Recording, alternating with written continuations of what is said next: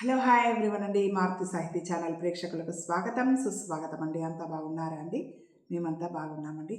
మన మారుతి సాహితీ ఛానల్లో 2-3 డేస్ బ్యాక్ వరకు మల్లిక గారి రచనలైనటువంటి హాస్య రచనలైనటువంటి పరుగు పరుగు నావెల్, తర్వాత సిల్లీ ఫెలో విన్నాం కదండి.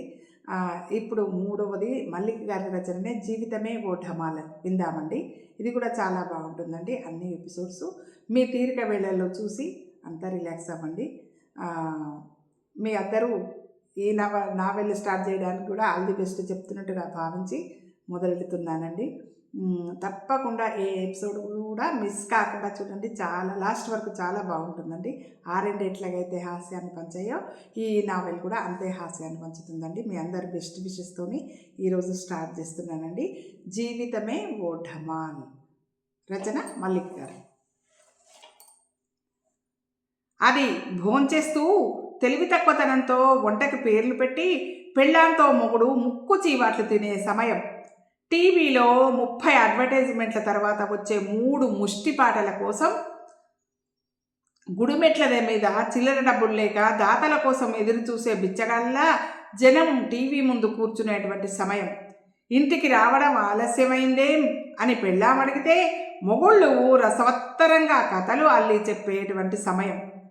ఇవాళ నువ్వు ఆఫీస్కి వెళ్ళగానే అదేం చేసింది అనుకున్నావు అంటూ అత్తగారు కోడల మీద కొడుక్కి నూరిపోసేటువంటి సమయం.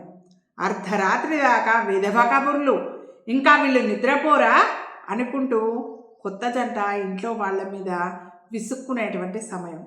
ఆ రోజు తనకి ఇంటికి ఎంత ఖర్చయిందో అని ఒక మధ్యతరగతి వ్యక్తి చికాకుగా బాధగా లెక్కలు వేసుకుంటూ పుండు మీద కారంలా, ఒరే ఇవాళ వార్లిక్సు తెమ్మన్నా తెచ్చావారా అని అంటూ మూలనున్న కుక్కి మంచం మీద ముక్కుతూ మూలుగుతూ అతని తల్లిని అడిగేటువంటి సమయం. తల్లి అతన్ని ఆ మధ్య వయస్కుని అడిగేటువంటి సమయం.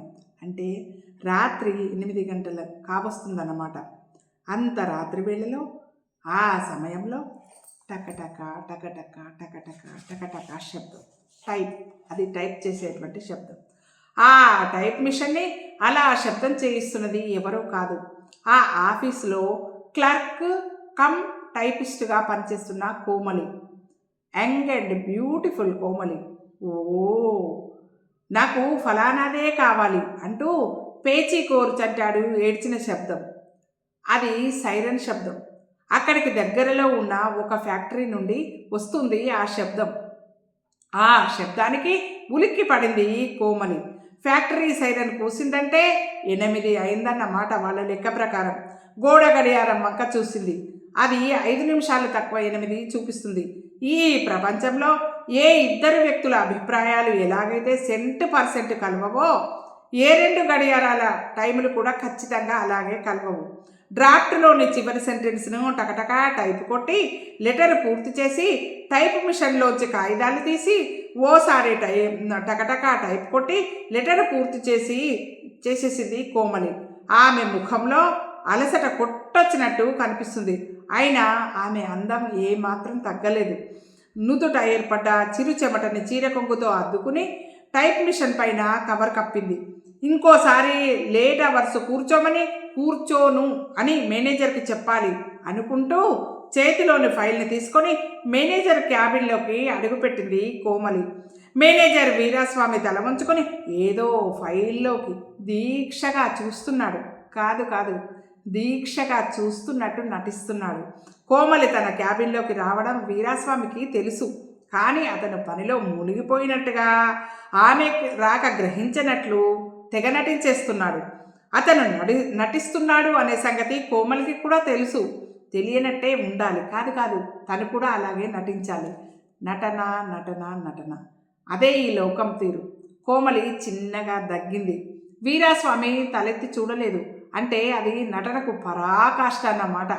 సార్ మెల్లగా పిలిచింది.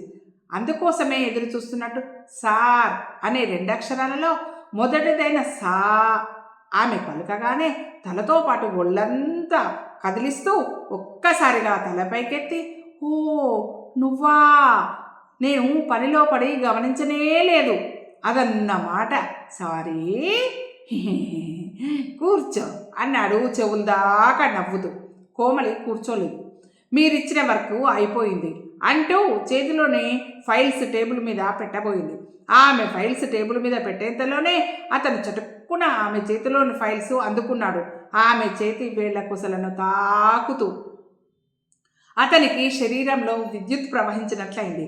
ఆమెకి శరీరం మీద గొంగళి పురుగులు పాకినట్టుగా అనిపించింది.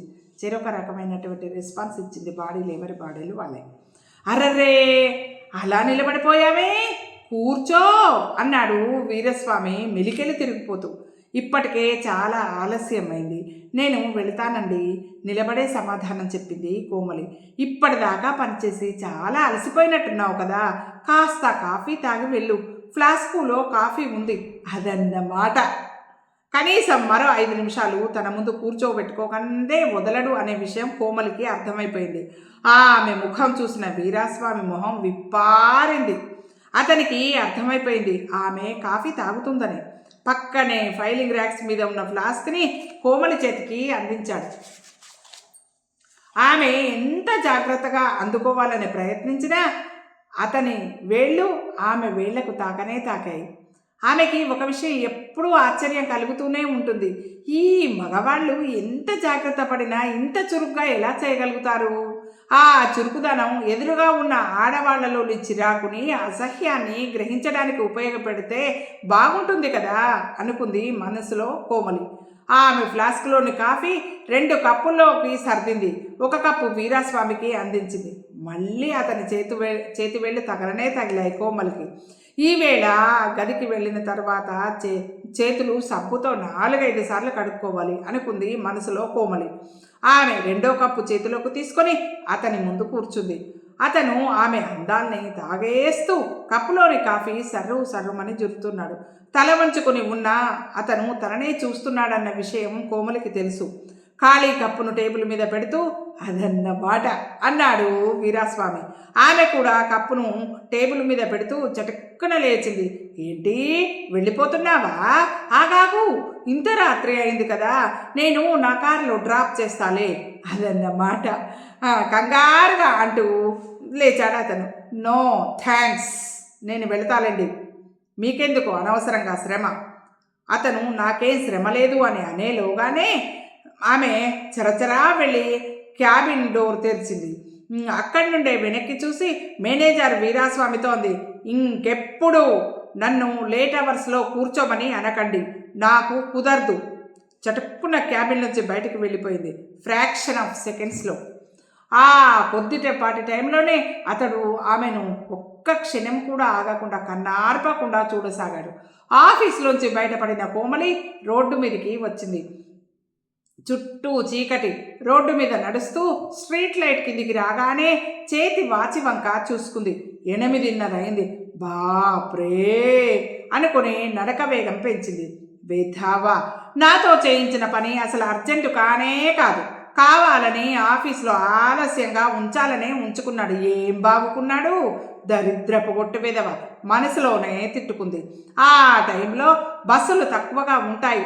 దానికి తోడు బస్టాప్ కూడా అక్కడికి దాదాపు 1/2 కిలోమీటర్ దూరం ఉంటుంది. మెయిన్ రోడ్డు మీద నుండి కాకుండా పక్క నుండి ఒక అడ్డదారి ఉంటుంది. దాని గుండా వెళ్తే ఒక మైదానం వస్తుంది. ఆ మైదానాన్ని దాటితే మళ్ళీ మెయిన్ రోడ్డు తగులుతుంది. అక్కడే బస్టాపు. కోమలి అడ్డదారి గుండా వెళ్ళడానికి నిర్ణయించుకుంది. మరుక్షణం ఆమె పక్కదారిలోకి మళ్ళింది. దూరంగా మినుకుమంటున్న వీధి లైట్ల కాంతిలో దారి మసకమసగ్గా కనిపిస్తుంది కోమలికి. అయినా అది తనకు బాగా అలవాటున్న దారి కాబట్టి ఆమె వేగంగానే నడుస్తూ ఉంది. 2 నిమిషాల్లో కోమలి మైదానం చేరింది. గబగబా మైదానాన్ని క్రాస్ చేయసాగింది ఆమె. వద్దు వద్దు, నన్ను వదలండి. కాస్త దూరంలో ఎవరో వ్యక్తి కంఠం అస్పష్టంగా వినిపించసాగింది కోమలికి. చటుక్కున నడవడం ఆపి పక్కకు తిరిగి చూసింది కోమలి. చెప్పలేని భయం ఏదో ఆవరించింది ఆమె మనసులో. కళ్ళు చిట్లించి ఆ మసక చీకట్లోకి చూసింది. సుమారు 50 గజాల దూరంలో మనుషుల ఆకారాలు కదులుతూ ఉన్నాయి. జాగ్రత్తగా చూస్తే అవి పెనుగులాడుతున్నట్టుగా అనిపించింది. ఊపిరి బిగబట్టి కళ్ళు చికిలించి చూసింది. చికిలించి అంటే ఇట్లా ఇట్లా ఇట్లా చీకట్లో ఇట్లా చూస్తాం కదండి, అట్లా జాగ్రత్తగా చూస్తే పెనుగులాడుతున్నట్టుగా అనిపించింది. ఊపిరి బిగబట్టి కళ్ళు చికిలించి చూసింది కోమలి. ఆమెకి ముగ్గురు ఆకారాలు కనిపించాయి. వీళ్ళు ఈ టైంలో ఇక్కడేం చేస్తున్నారు అని ఆమె అనుకునేంతలో ఒక ఆకారం ప్రాధేయపడుతూ అనడం వినిపించింది. వద్దు, ప్లీజ్ నన్ను చంపకండి, ప్లీజ్ నన్ను వదిలేయండి, వద్దు నన్ను చంపకండి, ప్లీజ్ వదిలేయండి. దీనంగా ఉంది ఆ కంఠస్వరం. కోమలి శరీరం ఒక్కసారిగా చల్లబడిపోయింది. అరచేతిని గుండెల మీద పెట్టుకుని కళ్ళు పెద్దవి చేసి చూసింది. ఆ మసక వెలుతుల్లో ఆమెకి కనిపించిన దృశ్యం, బలిష్టంగా ఉన్న ఒక వ్యక్తి పెనుగులాడుతున్న ఒక అతన్ని చేతులు వెనక్కి విరిచిపట్టుకున్నాడు. ఎదురుగా ఉన్న మరొకరు రివ్వున తన చేతిని పైకి ఎత్తాడు. దూరంగా వెలుగుతున్న వీధి లైట్ల కాంతిలో అతని చేతిలోని కత్తి తలుక్కున మెరిసింది. మెరుపు వేగంతో అతని చెయ్యి కిందికి వచ్చింది. అంతే, పెనుగులాడుతున్న వ్యక్తి గుండెలో పిడిదాకా కత్తి దిగబడిపోయింది. అమ్మా అని ఆర్తనాదంతో ఆ నిర్జన ప్రదేశం మారుమోగింది. ఆ వ్యక్తి నేల మీద కుప్ప కూలిపోయాడు. ఎదురుగా చూసిన దారుణ దృశ్యాన్ని షాక్ తిన్న కోమలి 2 క్షణాల పాటు కొయ్యబారిపోయింది. షాక్ నుండి తేరుకున్న కోమలి భయంతో గట్టిగా అరిచింది. అటువైపుకి తిరిగి 2 అడుగులు వేసిన ఆ దృఢకాయలు చటుక్కున ఆగారు. ఇద్దరు తలలు తిప్పి కోమలి వైపుకి చూశారు. కోమలి వెన్నులోంచి మెదడులోకి చలి జివ్వున కొట్టింది. ఆ ఇద్దరు దృఢకాయలు ఒకరి మొహాలు ఒకరు చూసుకొని ఒక నిర్ణయానికి వచ్చారు. ఇద్దరూ కోమలి వైపుకి తిరిగారు. కోమలి శరీరం చల్లబడింది. అప్పుడు ఏం జరగబోతుందో ఆమెకి తెలుసు. ఒక వ్యక్తిని దారుణంగా పొడిచి చంపేశారు ఆ ఇద్దరు గూండాలు. ఆమె ఆ హత్యని కళ్ళారా చూసింది. I witness. ఆమెని చంపకుండా వదిలితే వాళ్ళకి ఎంత నష్టమో తెలియని మూర్ఖులు కాదు ఆ గూండాలు. ఇంకా క్షణం ఆలస్యం చేయకూడదు. శరీరంలోని శక్తిని అంతా కూడదీసుకుని ఆమె ముందుకు పరిగెత్తింది. ఒరే జగ్గు, అది పారిపోతుందిరా, కంగారుగా అన్నాడు వీరు, ఆ ఇద్దరు గుండాలలో ఒకడు. ఓహో అలాగా, నేను గుడ్డినాయాల్ని కాదు కదా, నాకు కూడా కనపడుతుంది కదా, అందుకని చెప్తున్నావు కదూ. నాకేమో కనపడదు, నీకొక్కడికే కనపడుతుంది, అందుకని చెప్తున్నావు కదూ అన్నాడు జగ్గు వీరు గుండు మీద మొట్టికాయ మొడుతూ. అబ్బా ఏంట్రా దొంగ నాయాల, గుండు మీద అంతంతేసి మొట్టికాయలు మొడతావా అని ఓసారి గుండు తడుముకుని తర్వాత జగ్గు నెత్తిన ఇంకా గట్టిగా మొట్టాడు వీరు. కానీ జగ్గు నెత్తిన జుట్టు దుప్పుగా పెరిగి ఉండటం చేత అతనికి మాత్రం దెబ్బ తగలేదు. మనం ఇలా సరసాలాడుతూ కూర్చుంటే అది తప్పించుకుపోతుంది. త్వరగా పదరా గుండు నాయాల. మరోసారి వీరు నెత్తిన భీమని మొట్టి వేగంగా ముందుకి పరుగు తీశారు జగ్గు.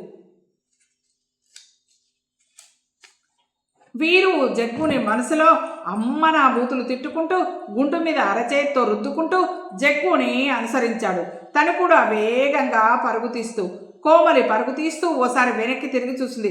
20 గజాల దూరంలో వాళ్ళిద్దరూ వెంబడిస్తూ రావడం కనిపించింది. ఆమె హార్ట్ బీటు ఎక్కువైంది. పరుగు వేగం ఎంతగా పెంచాలన్నా ఆమె వల్ల కావడం లేదు. భయం చేత ఆమె కాళ్ళు వణకడం వల్ల పరిగెత్తలేకపోతుంది కోమలి. రాను రాను వాళ్ళిద్దరికీ తనకి మధ్య దూరం తగ్గిపోతూ ఉంది. ఆమెకి ఏడుపు వస్తోంది. ఆఫీసులో ఇంత ఆలస్యంగా ఉంచినందుకు ఆమె వీరాస్వామిని తిట్టుకోవడం మొదలుపెట్టింది. వాళ్ళు ఒక్కసారిగా చంపేసే పర్వాలేదు, కానీ ఇంకేమైనా చేస్తేనో. కోమలి ఒళ్ళు గగురు పొడిచింది. పరుగులు పెడుతున్న వాళ్ళ అడుగుల శబ్దం దగ్గరగా వినిపించసాగింది. ఆమె గుండె ఆగినంత పనైంది. వాళ్ళు చాలా దగ్గరగా వచ్చేశారు. వద్దు, నన్నేం చెయ్యకండి, నేను మీరు హత్య చేసినట్టు ఎవ్వరికి చెప్పను. వెనక్కి తిరిగి చూస్తూ అరుస్తూనే ముందుకు వేగంగా పరుగు తీయసాగింది కోమలి. అంతలో ఊహించని సంఘటన జరిగిపోయింది. ఆమె కాలు ఒక రాయికి తట్టుకొని బోర్లా పడింది. అమ్మా అంది బాధగా. గట్టిగానే దెబ్బ తగిలింది. బొటన వేలు చితికినట్టుంది. మోకాళ్ళు కూడా కొట్టుకొని పోయాయి. అయినా నొప్పిని లెక్క చేయకుండా తన ప్రాణాలను దక్కించుకోవడానికి నేల మీద నుండి గబుక్కున లేచి నిలబడింది. కానీ అప్పటికే ఆలస్యం అయిపోయింది. జగ్గు చెయ్యి చాపి ఆమె జడను పట్టుకున్నాడు. వేగంగా ముందుకు దూకబోయిన ఆమె ఒక్క జర్కుతో ఆగింది. కొన్ని వెంట్రుకలు కూడా టపటపా తెగిపోయాయి. కోమలి బాధగా మూలిగింది. జగ్గు 2 చేతులతో కోమలిని వెనక నుండి గట్టిగా పట్టుకున్నాడు. వీరు ఆమె ఎదురుగా వికారంగా నవ్వుతూ నిల్చున్నాడు. అతని చేతిలోని కత్తి తలుక్కున మెరిసింది. దూరంగా మెయిన్ రోడ్డు మీద వెలుగుతున్న నియాన్ దీపాల కాంతి మసకగా వాళ్ళ మీద పడుతూ ఉంది. అయినా ఆమెని స్పష్టంగా చూశారు. వీరు కత్తి ఉన్న చెయ్యి పైకెత్తి ఒక అడుగు ముందుకేసి మరోసారి వికారంగా నవ్వాడు. కోమలి భయంతో కెవ్వుమని అరిచి జగ్గు చేతిలోంచి తప్పించుకోవడానికి గింజుకోసాగింది. ఓరే, ఇది అరుస్తుంది, ఏంటా ఈ ఎదవ నువ్వును త్వరగా ఏసై, లేకపోతే నీ గుండు చితక్కొడతా అన్నాడు జగ్గు కోపంగా. అవే తన జీవితపు ఆఖరి క్షణాలని కోమలి అనుకుంది. కత్తి ఉన్న చేతిని వీరు మరింత పైకెత్తి కోమలి వైపు అడుగులు వేయసాగాడు. ఇది మొదటి ఎపిసోడ్ అండి. అంతా ఇట్లాగే భయంకరంగా ఉంటుందని అనుకోకండి. ఇట్లా మొదలైనటువంటిది లాస్ట్ వరకు ఎంతో హాస్యాన్ని ఇస్తుందండి ఈ నావెల్.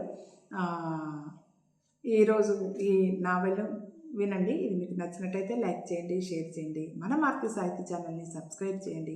మీ అందరి ఆశీస్సులు, ఆదరాభిమానాలు, ప్రేమ మన మారుతి సాహిత్య ఛానల్కి వెళ్ళేలా ఉండాలని మనస్ఫూర్తిగా కోరుకుంటున్నానండి. రేపటి ఎపిసోడ్లో మళ్ళీ కలుసుకుందామండి. మనందరం ఆనందంగా, ఆరోగ్యంగా, సుఖంగా, సంతోషంగా ఉండాలని ఎల్లవేళలా మనస్ఫూర్తిగా కోరుకునే మీ మారుతి సాహిత్య ఛానల్ అండి. ఉంటానండి.